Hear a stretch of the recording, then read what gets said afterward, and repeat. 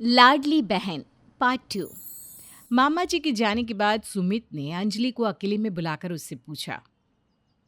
क्या बात है अंजलि, तुमने मामा जी से ऐसा क्यों कहा कि नाना तुम्हारा ख्याल नहीं रखती? भैया, आप तो हमेशा भाभी का साथ देते हैं।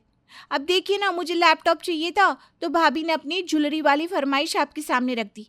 मैं कोई भी कपड़े पहनकर घर से बाहर जाती हूँ तो उसमें भी उनको प्रॉब्लम होती है। ऐसी बात नहीं है अंजलि, तुम गलत समझ रही हो। नैना तुमसे बहुत प्यार करती है। अगर मैं तुम्हारा भाई हूं तो वो तुम्हारी भाभी। तुम्हें इस तरह किसी के सामने उसकी शिकायत नहीं करनी चाहिए थी। अरे मामा जी हमारे घर के हैं, मैंने कौन से पड़ोसियों से जाकर भाभी की शिकायत कर दी। भैया, आप तो कम से कम मुझसे इस तरह से बात मत कीजिए। अच्छा ठीक है अंजलि, देखो, तुम मेरी छोटी बहन हो और मैं तुमसे बहुत प्यार करता हूँ।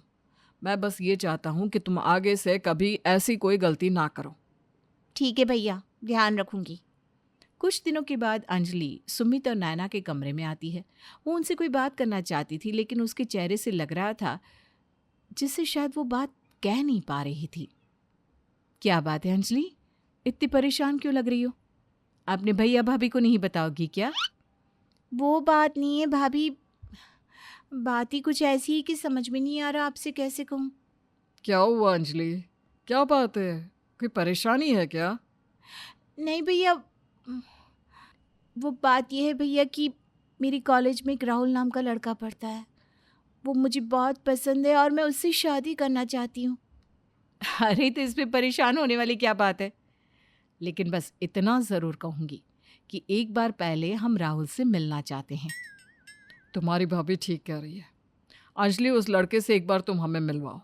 अगर लगेगा कि वो तुम्हारे लायक है तो हम ज़रूर तुम्हारी शादी उससे करवा देंगे। अरे भैया, लायक की तो बात ही मत करिए। बहुत पैसे वाले घर का लड़का है और देखने में भी बहुत स्मार्ट है। आपको एक ही बार में पसंद आ जाएगा। देखो अंजलि, ऐसा ज़रूरी नहीं कि जो लड़का बहुत पैसे वाले घर से हो वो खुद भी बहुत अच्छा हो। इसलिए मैं बस इतना ही कहूँगी कि एक बार तुम हम लोगों को उससे मिलवा दो। ओहो भाभी, आपको ना हर बात में नखरे दिखाने की आदत है। आपको कोई चीज़ ऐसे ही पसंद आती कहाँ है।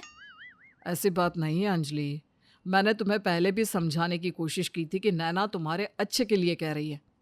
ठीक है ठीक है, अगर ऐसी बात है तो मैं कल ही राहुल को लेकर घर आती हूँ।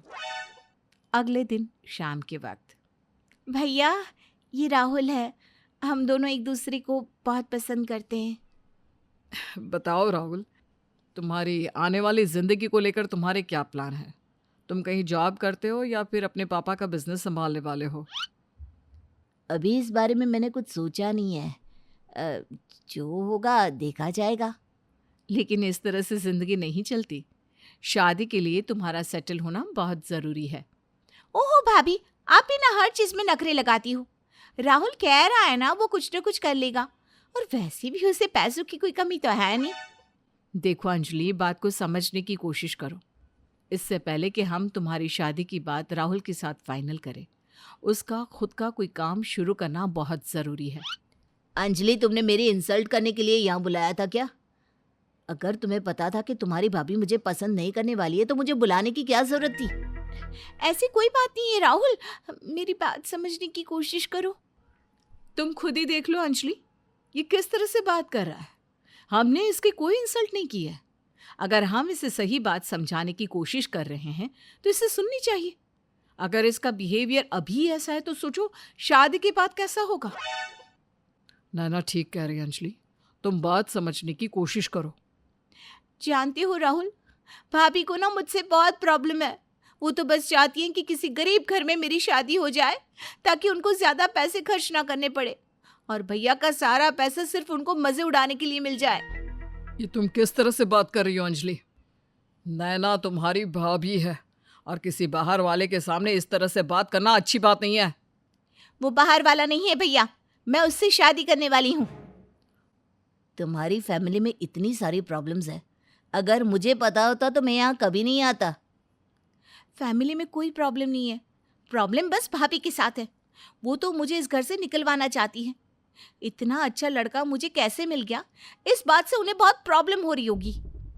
कुछ देर के बाद राहुल वहां से चला जाता है, लेकिन अंजलि का बिहेवियर सुमित को बिल्कुल भी अच्छा नहीं लगता। उसे इस बात से बहुत तकलीफ होती है कि उसकी छोटी बहन नैना उसके बारे में ऐसा ख्याल अपने दिमाग में रखती है।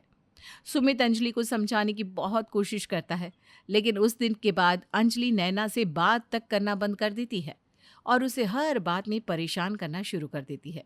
इस तरह कुछ दिन बीत जाते हैं और लगभग 4-5 दिन के बाद एक दिन सुमित घर आता है और अपना मोबाइल ऑन करके उसकी स्क्रीन पर कुछ फोटोज अंजलि को दिखाते हुए कहता है, तुम्हें कुछ दिखाना चाहता हूँ अंजलि, ज़रा देखो तो मेरे फ़ोन में क्या है। मेरा कुछ भी देखने का मूड नहीं है भैया। पहले ही आपकी बीवी की वजह से मेरी पूरी लाइफ खराब हो गई। आपके फोन में मुझे कुछ भी देखने में कोई इंटरेस्ट नहीं है। नैना की वजह से तुम्हारी ज़िंदगी बर्बाद नहीं हुई, लेकिन बर्बाद होने से बच गई है। एक बार देखो तो सही। मैं जानती हूँ अंजलि, तुम्हारे साथ जो कुछ भी हुआ तुम उसके लिए मुझे जिम्मेदार समझती हो, लेकिन मैंने जो किया तुम्हारे भले के लिए किया, और इस बात का सबूत तुम्हारे भैया के फोन में एक बार देख तो लो। अच्छा, दिखाइए, आखिर ऐसा क्या है इस मोबाइल फोन में? राहुल की करतूत का वीडियो है। जरा देखो अंजलि, कितनी लड़कियों के साथ घूमता फिरता है तुम्हारा पैसे वाला राहुल। और ये बात मैं पहले से जानती थी। उस दिन मैंने इस लड़के से ज्यादा अच्छे से बात नहीं की, लेकिन ये बात मैं तुम्हें सीधे सीधे कह देती तो तुम मेरी बात कभी नहीं मानती। अंजलि ने जैसे ही उस वीडियो को देखा, राहुल की सारी हरकतें उसकी आंखों के सामने आ गई और ये देखकर वो हैरान रह गई कि वो जिसे इतना अच्छा लड़का मानती थी, वो वाकई में एक बिगड़ा हुआ आवारा लड़का था। देखो अंजलि, तुम्हें लगता था कि नैना तुम्हारी शादी किसी गरीब और बेकार लड़के से करवाना चाहती है, लेकिन अगर तुम्हारी शादी इस अमीर लड़के से हो जाती ना, तो तुम्हारी पूरी जिंदगी बुरी तरह से खराब हो जाती। आप सही कह रहे हो भैया। मैंने अनजाने में सबके सामने भाभी की कितनी बार बेइज्जती कर दी। मैंने उनके साथ बहुत गलत किया। भाभी मुझे प्लीज माफ कर दीजिए। तुम्हें माफ़ी मांगने की कोई ज़रूरत नहीं है अंजलि। बस तुम्हें ये समझने की ज़रूरत है कि मैं तुम्हारी दुश्मन नहीं हूँ। हाँ, मैं कभी कभी तुम्हारे भैया से अपने लिए कुछ चीज़ों की फरमाइश कर देती हूँ, लेकिन तुम्हारे लिए कभी कोई चीज़ ना आए ऐसा मेरा कोई इरादा नहीं होता। मैं समझ गई हूँ, और आगे से मैं कभी ऐसा कोई काम नहीं करूँगी जिसकी वजह से आपका या भैया का दिल दुखे।